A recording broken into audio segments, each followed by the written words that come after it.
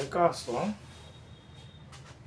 ẹ káàárọ̀, ẹ káalẹ́, ẹ kú ìyálẹ̀ta, ẹ kú àsìkò yìí ní gbogbo ilẹ̀kílẹ̀ tẹ́ bá wà. Ètò Yorùbá pọ́nbélé yín lógbòde. Táyélólú Èjìrẹ́ ni mò ń jẹ́, ará àsokùn ẹ̀gbọ́n agbórí gírígírígí. Ìkọ́ni ẹ̀rọ pé òun ó bí èjì ló wọlé tọ̀ ìyá wa, wọn ni wọn lójú orogún yìí ló wọlé tọ̀ ìyá ẹ̀. Ọ̀bẹ kìsì bẹ́kẹ́sẹ́, ó bẹ́ wọlé alákìsà ọ̀sọ́ ó do nígbà aṣọ. Lónìí, a ó tẹ̀síwájú lórí àwọn álífábẹ́ẹ̀tì Yorùbá tí a bá bọ̀.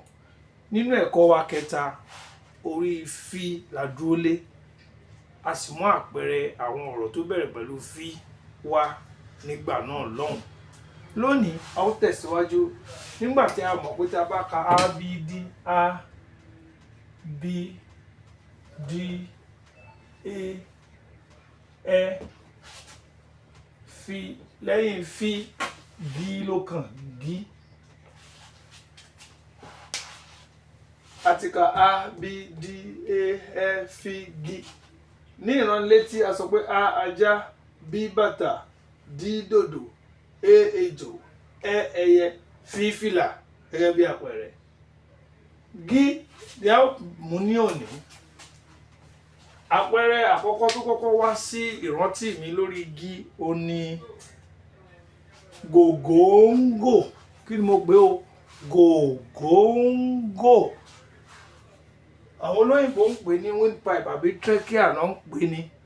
Ẹ dákun ẹ rán mi létí nínú comment section kí ni wọ́n ń pè gògóńgò ní òyìnbó. Èkejì, ẹ ó rí i pé álífábẹ́ẹ̀tì G mẹ́ta ló wà nínú gògóńgò nìkan. Ení, èjì, ẹ̀ta.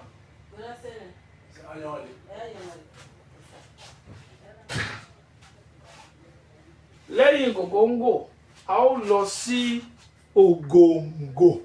Ògòǹgò bá bẹ́yẹ, kìnìún lọ bẹ́ranko, ajù wọn lọ tẹ́lẹ̀tẹ́lẹ̀, ojú ni wọ́n yẹ. Ògòǹgò. Álífábẹ́ẹ̀tì G mélòó ló wà ní ògòǹgò? G àkọ́kọ́, G ẹ̀kejì. Ògòǹgò.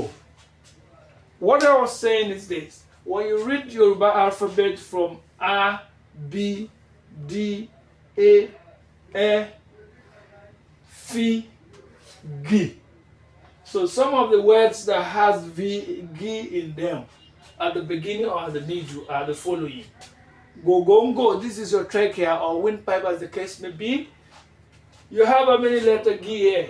G, G, G. You got 3 of them. You have a G in ògòǹgò as well. Ògòǹgò. Ògòǹgò. Ògòǹgò. How many letters G? 1, 2. Eléyìí tó tẹ̀lé ó ní ìgò. A ó rí i pé àárín ọ̀rọ̀ ni álífábẹ́ẹ̀tì G wà. Nǹkan tó bẹ̀rẹ̀ ní àwọn fáwẹ́lì I àti O tí G wà láàrin rẹ̀, òun ló di ìgò. Ìgò. Ìgò. Ìgò. Àwọn olóyìnbó a máa pè é ní bottle. Òun jẹ́ bottle. Then èyí tó tẹ̀lé òun ni ogún, rẹmí. Àwọn olóyìnbó a máa pè yẹn ní 20, ogún, 20. A ó rí i pé àmì álífábẹ́ẹ̀tì G ẹyọ kan ni ó wà nínú ogún. Èyí tó tún tẹ̀lé ní ọgọ́rin tí í ṣe 80, ogún lọ́nà mẹ́rin. A tún lè rí G nínú ogún, dòmí. A lè rí G nínú gúnugún. A lè rí G nínú gàrí. A lè rí G nínú kítúni Ògùn. Ìpínlẹ̀ Ògùn, G ni gàrí, gúnugún, Ògùn.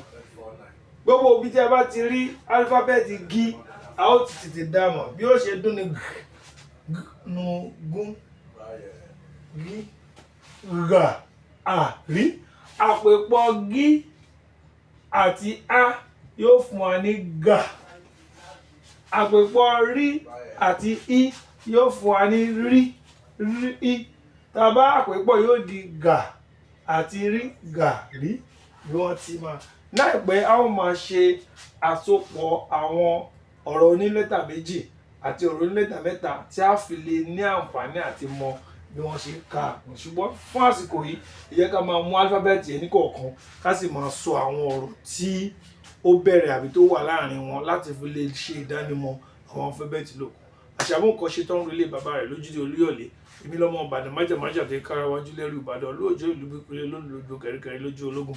Abíyó tó gbóṣù mẹ́fà nílé aláró gbọ́dọ̀ rẹ ṣòkòtò gbọ́dọ̀ sọnù. Ọmọ òkè ìtùlú ni mí gbọ́ àṣàbàrí agbóru níwájú ológun. Àṣàbàrí wọn kì í kọgun òkè ìtùlú wọn kì í kọjà. Ọmọ Oníkòyí ni mí ọmọ agbẹ̀ngbẹ̀ tójú mẹ́sì lọ́yìn ọrùn ní jọ́sí tí ò jẹ́ sí Oníkòyí ó jí ko. Ọmọ Oníkòyí dìde ogun bá tó lọ ogun ọkọ̀ ọmọ Oníkòyí tó ọmọ Oníkòyí dìran. Wọ́n ń relé mi ọmọ ẹ̀yọ́ Òkòyí o. Wọ́n ń relé mi ọmọ ẹ̀sọ́ Òkòyí o. Ẹ bá wa like, ẹ bá wa share, ẹ bá wa subscribe. Ẹ ṣeun tẹ̀ ń tẹ́tí sí wa. Ó dàbọ̀.